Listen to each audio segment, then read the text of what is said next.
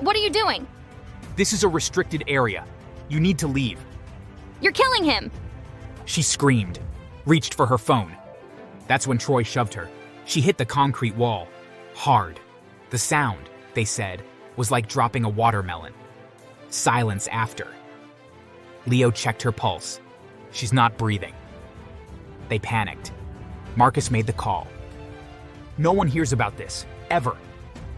They staged Jonah's injuries as a fall in custody, dumped Clara's body in a quarry outside the county line, wiped fingerprints, burned her jacket, and they swore an oath. 4 men, 1 secret.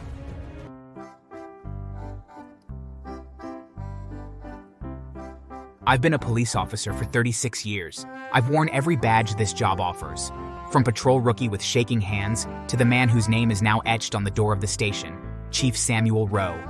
I've seen bodies pulled from rivers. I've watched killers cry like children.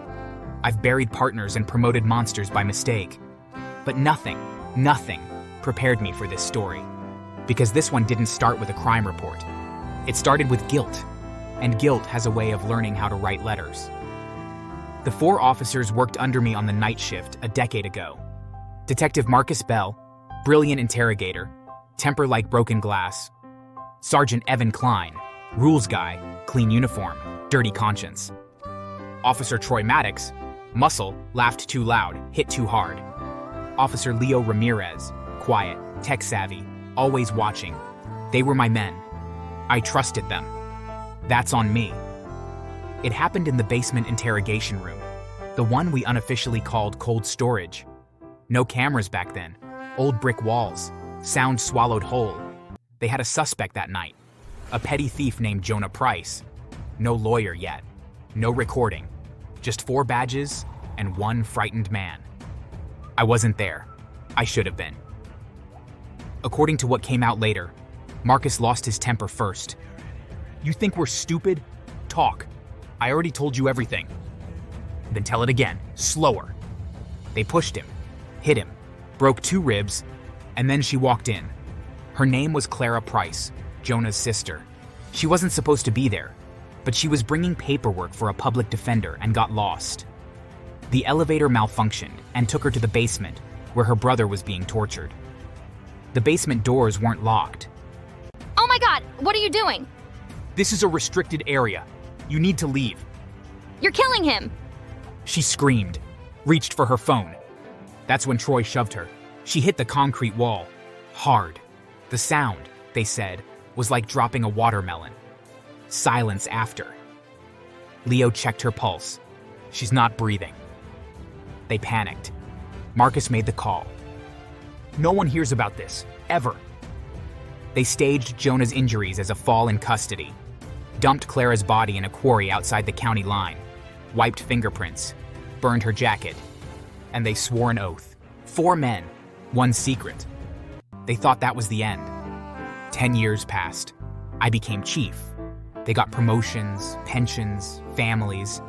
Then the letters started. The first one came to Marcus Bell. No return address. Plain white envelope. Inside was a single sentence typed neatly. You hit him first, basement, left hook. Marcus laughed it off. Told his wife it was a prank. 2 weeks later, Evan Klein got his. She tried to crawl. You told her not to scream. Then Troy Maddox. Concrete stains don't wash off boots. You threw them away. Leo Ramirez got the last one. You checked her pulse for 11 seconds. That's when they came to me. Chief, someone's messing with us. What kind of someone? Someone who knows too much. They didn't confess, not yet, but I could smell fear like blood. The first one to fall was Troy. He was found handcuffed in an empty old boxing gym. He was alive, but badly hurt. The CCTV showed a masked person fighting him. The strange thing was, the masked person was a professional, and he beat Troy so badly before handcuffing him. On the mirror, written in red paint, were the words, "You liked watching people beg." Troy survived the beating, but the video got out. Troy was beaten so badly, and he was filmed confessing to what they all did. He was arrested.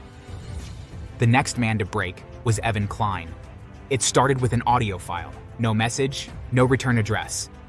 Just a single attachment that autoplayed the moment he opened it. A speaker filled his living room with a voice he hadn't heard in 10 years. The recording kept going. Boots scraping concrete, a woman crying, panic spiraling, then Evan's voice again, calm and precise. "This never leaves this room." He called me that night, breathing so hard I thought he was having a heart attack. "Chief, someone's playing games with me." "What kind of games, Evan?" "The kind I thought we buried." The next morning, his house was empty. No wife, no kids, beds untouched. Breakfast plates still sitting on the table, food cold. On the kitchen counter was a plain white envelope. Inside, a single sheet of paper. "Confess what you did in the basement. Say it out loud. Say it officially, or you will never hear their voices again." Evan didn't try to be clever. By noon, he was sitting in an internal affairs interview room, hands shaking, voice breaking as he confessed to everything. Names, dates, exact words spoken in that basement. Every shortcut, every lie, every moment he chose silence over duty. His family was released that same night, unharmed, abandoned at a rest stop 2 counties away. But Evan was finished. Once you hear your own voice ordering someone's pain, there's no badge that can protect you. His career collapsed fast after that. Anonymous documents flooded the state, paperwork Evan himself had signed years earlier. Tiny rule-bending decisions he'd convinced himself were harmless. Auditors didn't see them that way. His badge was stripped in public. No speech, no defense. Just a quiet request to place his weapon on the desk. That night, Evan called me drunk. "Chief, someone's punishing us." "For what, Evan?" "Everything." The line went dead.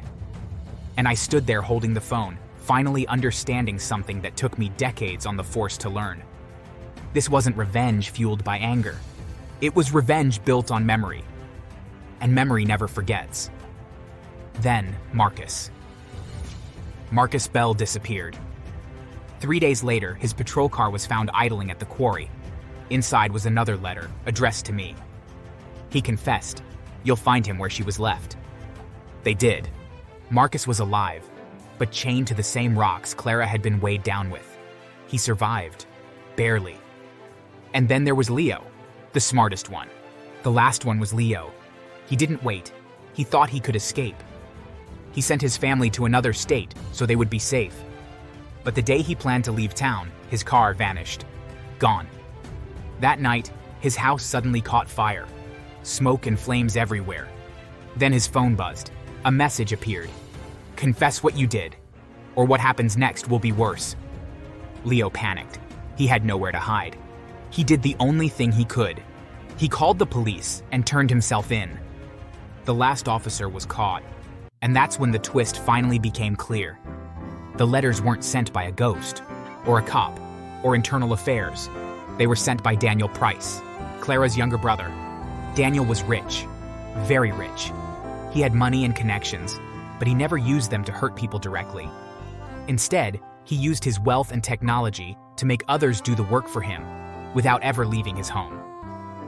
Daniel was also disabled, quadriplegic since childhood, nonverbal. He communicated through eye movement software and other adaptive technology.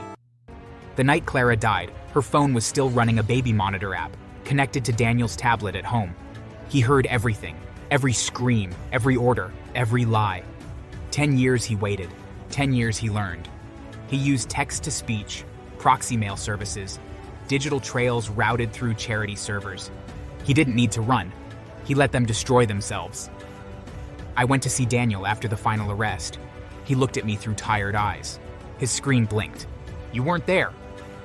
"No, I wasn't. But you listened." I nodded. "I'm sorry." "So was she." He pressed one last message. "Justice doesn't need legs." All 4 officers are now in prison. Their wives have all divorced them and cut ties with them. The station basement has cameras now. And I sleep a little less comfortably. Because the scariest thing I learned after 36 years on the force? You don't need a gun to destroy someone. Just memory and patience. Anyway, that's my story.